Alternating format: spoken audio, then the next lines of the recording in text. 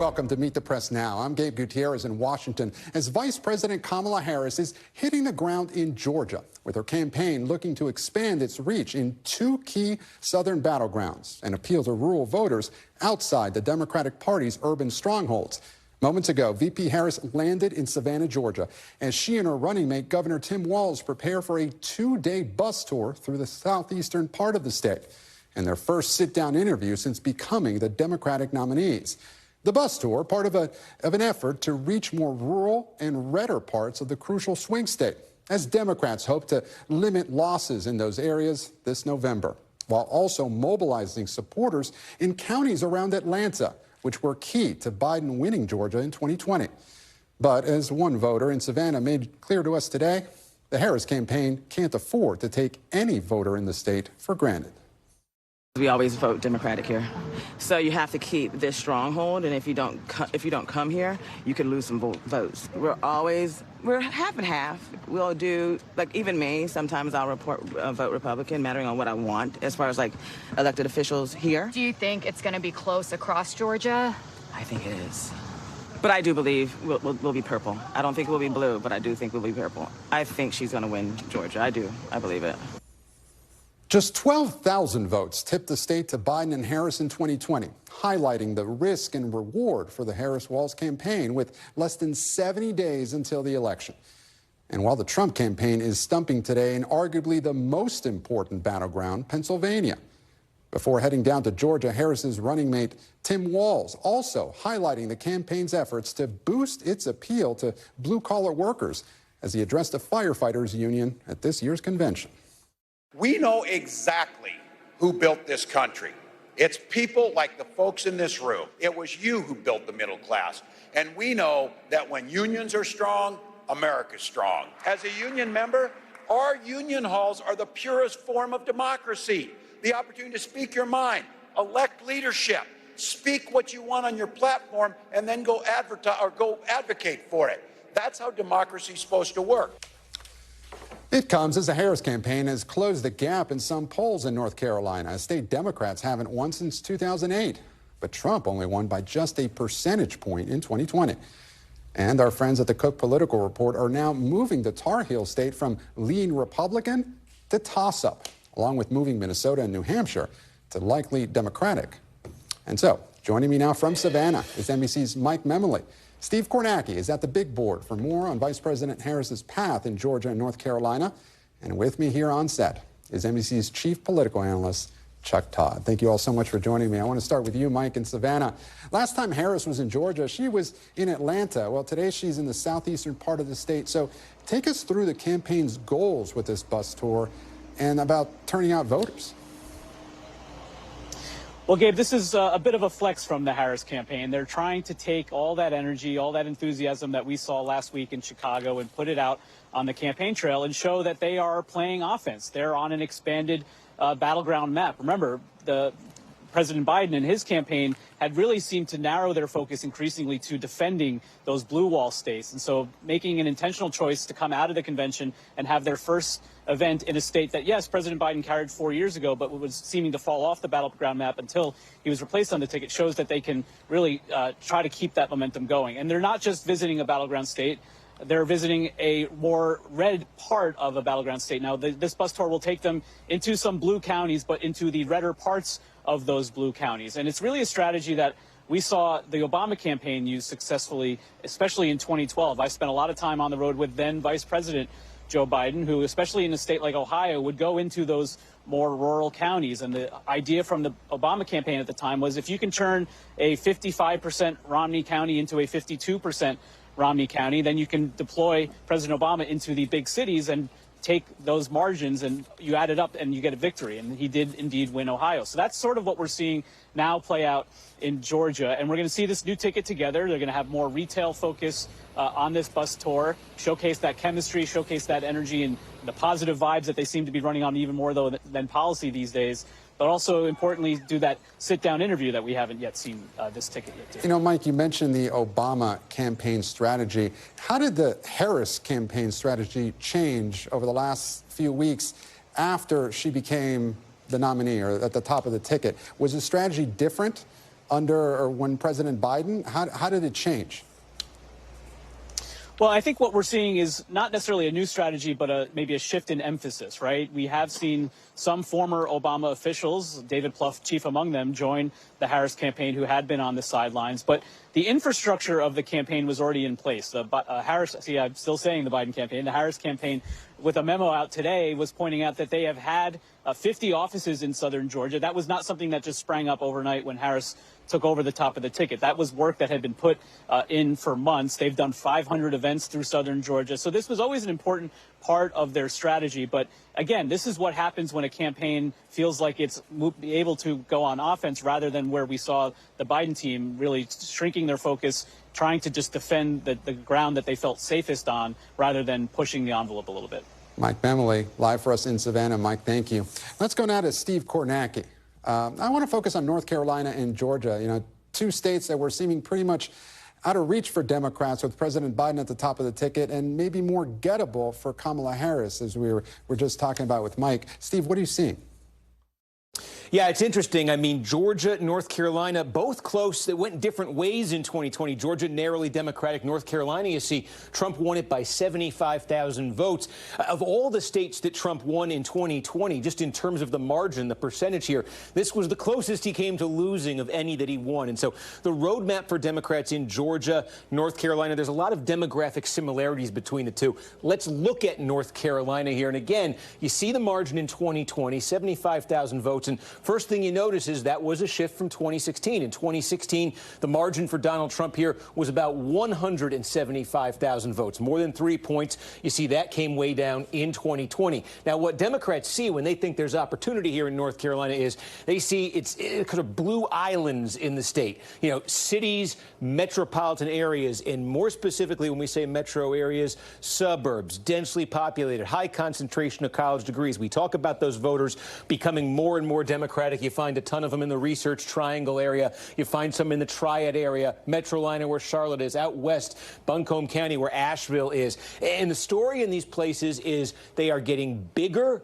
and they are getting bluer. So to give you an example, this is Wake County. This is where Raleigh is. And you can see big Biden win there, 27 points in 2020. Let me go back in time, though, to 2008. 2008, by the way, Barack Obama narrowly won North Carolina. But look, in this huge, massive county here, his margin was 14 points. Now it's pretty much doubled by 2020, up to a 27-point Democratic win.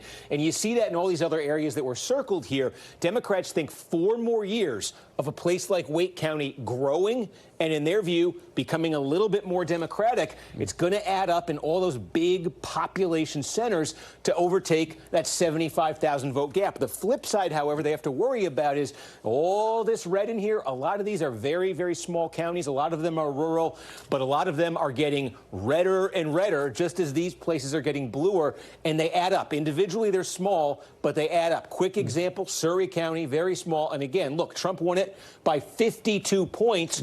Run back the clock here to 2008, still Republican, but McCain only won this county by 28. It's gone from 28-point Republican to 52. Wow. That's been the Trump effect in those red rural counties. And so it's basically which one's going to give?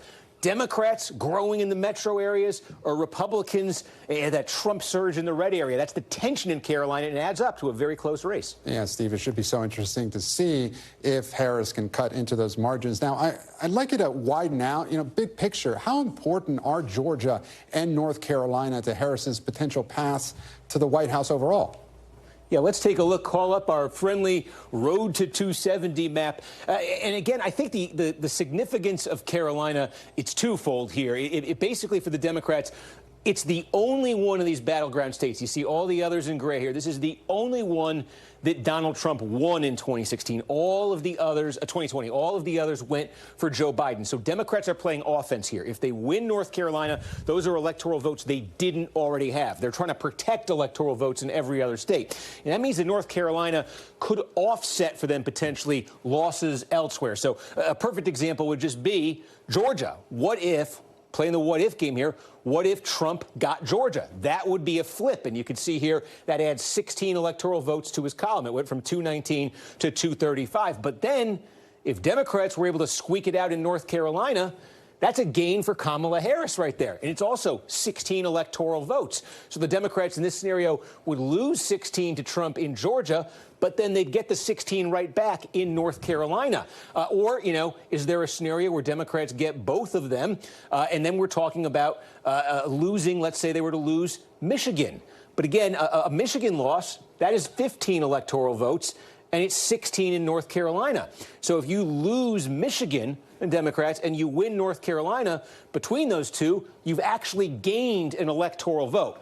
So it really opens up. If Democrats could ever win North Carolina, it opens up a lot more possible pathways here, simply because it could offset losses. It gives them more of a pad to lose states.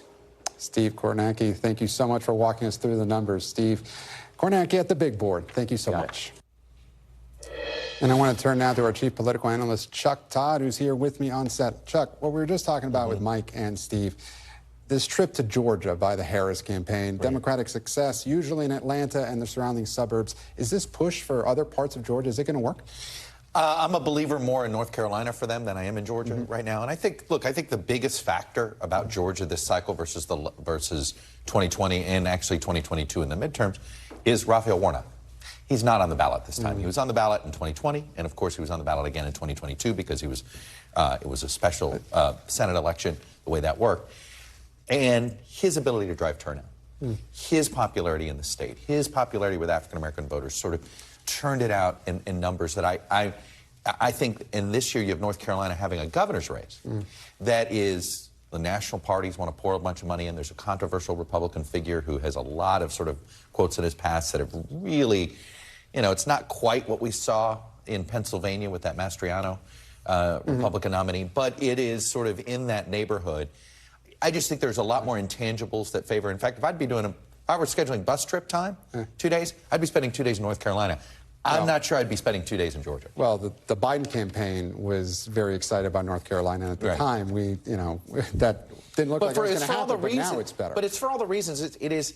There's such a concentration in Georgia. Basically, it's Atlanta or bust. Yes, you can sort of sand off the margins in some of these other counties. North Carolina has a lot more growth opportunities for the Democrats. Switching quickly to another topic, Kamala Harris is taping her first sit-down interview. It's set to air tomorrow. And I know in your latest column, you write, quote, her campaign has now raised the stakes for her first 1 or 2 sit-down interviews.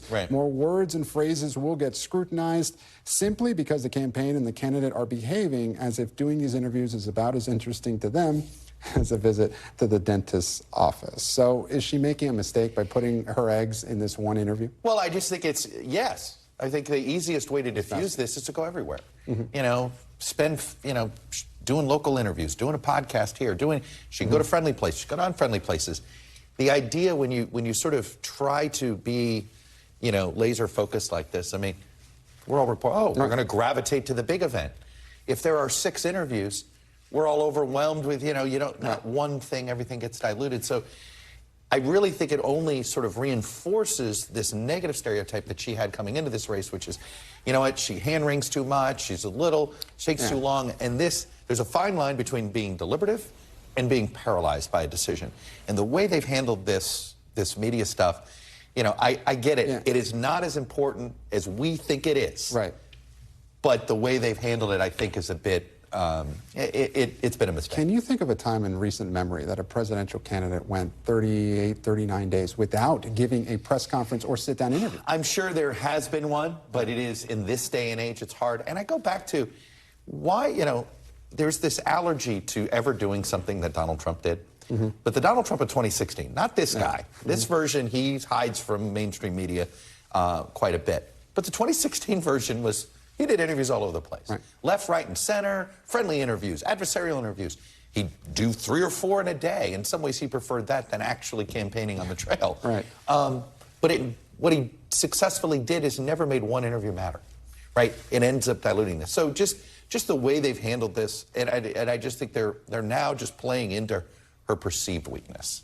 And, any fumble now is going to get overly scrutinized in this interview. Unnecessarily so. So turning now to the other side of the ticket, and RFK Jr. Lots to talk about with RFK, Yes. but I'm going to focus on one part.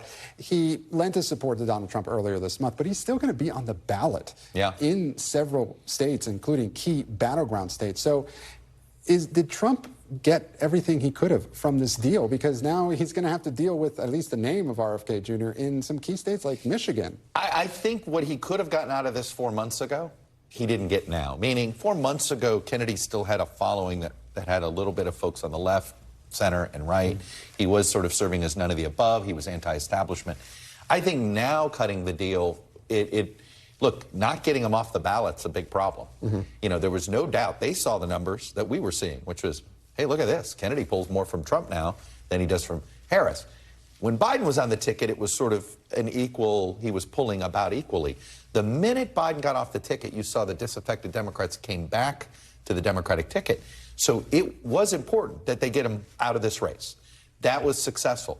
It is important that they got him off the ballot in Arizona, for instance. But him sitting there in Wisconsin, I think any vote now for Kennedy is likely a vote that takes away more from Trump than it. Look, Kamala Harris still has to deal with Cornel West, who I think takes from her. Jill Stein takes from her. Kennedy takes from him, and anywhere he's on the ballot is harmful to Trump. Our chief political analyst, Chuck Todd, here with me. Thanks so much for stopping by. You got it, buddy. Thanks for watching. Stay updated about breaking news and top stories on the NBC News app or follow us on social media.